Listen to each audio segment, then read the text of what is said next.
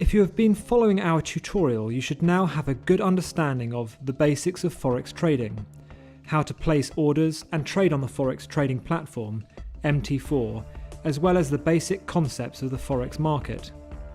As we've discussed previously, there are two types of analysis, fundamental and technical.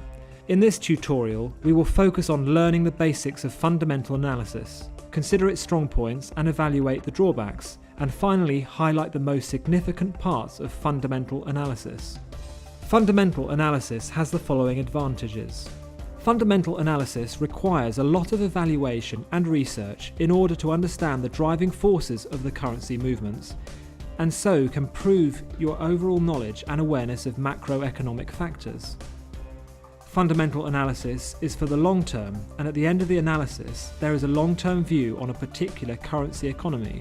This saves the trader time staring at the trading terminal for recent price moves, which allows him or her more time to work on other analysis. As fundamental analysis looks for the longer term and avoids short-term views, the view doesn't get affected by little movements in the market. This ultimately results in increased confidence. As we are more concerned about longer-term movement with logical support from fundamental factors, fundamental analysis can generate higher returns, which can be seen from the successes of the most renowned Forex analysts. The highest performing analysts are fundamentalists. Even though fundamental analysis has its benefits, it also has its limitations. One of the most limiting factors to fundamental analysis is the length of time it takes to get an overall view. It requires a long time to have deep understanding of the fundamental factors, which makes it unsuitable for day traders. Subjectivity in analysis can also hinder the use of fundamental analysis, as different analysts would have different views on particular fundamental factors. Fundamental analysis is considered to be vague, as it does not recommend the entry or exit point of a particular currency pair. It indicates the general view of a market, which sometimes becomes unnecessary as a trade needs levels to trade. Since fundamental analysis is for the longer term, it does not indicate what could be the currency movement in the shorter term. It is best to use it for positional trading. Although fundamental analysis greatly assists traders in long-term decisions, day traders can also benefit from it. When a day trader understands the importance of certain economic events, this information may not lead to the trading decision, but rather to the decisions not to trade on a given day.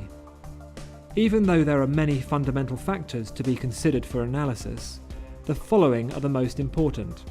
Interest rates. In the Forex market, whoever sets the monetary policy or the interest rate direction for a country, generally the head of the central bank, is more important than the head of the country. By interest rate, we mean the rate of interest the central bank offers to park funds with them. It is also the bare minimum interest rate that investors will look for investing into non-treasury securities. Changing interest rates impact currency values, and traditionally, higher interest rates in a country would attract foreign inflows and strengthen its currency. In the same way, higher interest rates lead to lesser availability of funds, which in turn would increase the value of a currency, and vice versa. For example, on May 7th, the Reserve Bank of Australia cut the benchmark interest rate by 25 BPS to a record low of 2.75% in order to bolster economic growth. Fundamentally, this event indicates depreciation in the Australian currency against other counterparts. After the news was released at 2 p.m. by the RBA, there was initially volatility in the currency as the market reacted to Australia's economic outlook and the currency value lowered. Gross Domestic Product, GDP. GDP is the total amount of goods and services produced in a particular country, region, over a period of time. Reported quarterly, GDP growth rate is a primary indicator of a country's economic progress and is directly reflected in the value of its currency. A country's strong GDP figure tends to strengthen the domestic currency, and a weak GDP tends to weaken its currency. For example, on May 30th, the US released its second estimate of GDP growth rate for Q1 2013. The figure was expected to match the previous reading of 2.5% growth, while the actual reading came out at 2.4%. The actual figure indicated a slower expansion, and so after the release at 1:30 p.m, the market became volatile. After some time, the data started showing its impact, and the rate of euro-US dollar went up. An increase in the price of goods and services over a period of time is termed inflation. The rate of inflation is one of the macroeconomic factors that has a direct and significant impact on foreign exchange rates. Higher inflation reduces the purchasing power of a currency, and as a general rule, countries with higher inflation typically see depreciation in their currency, and a country with a lower inflation rate exhibits a rising currency value. But we need to also focus on the historical inflation rate while making trade decisions. If a country has been experiencing steady downfall in its inflation rate, it indicates a prolonged decline of demand for goods and services due to weak economic factors, which push down the currency of that particular nation. If the inflation rate of a particular nation has been witnessing a prolonged descent and then it suddenly gets an uptick, this indicates a positive signal. On the reverse, if a country has been experiencing high inflation rates and then a sudden decline, it strengthens the currency of that nation. Consider GBP Core Consumer Price Index figures released on May 21st. The reading showed a 2% increase in core CPI against the previous release of 2.4%. As the inflation figure dropped drastically to the lowest level since 2009, it indicated less purchasing power and signalled the Bank of England to continue fueling the economy with monetary easing. After the data was released at 9:30 a.m, the Great British Pound, the GBP, kept on declining against the US dollar towards the day low of 1.5112 from 1.5214. Employment rate. The employment rate indicates how much of the total labour force of a particular nation or region is employed.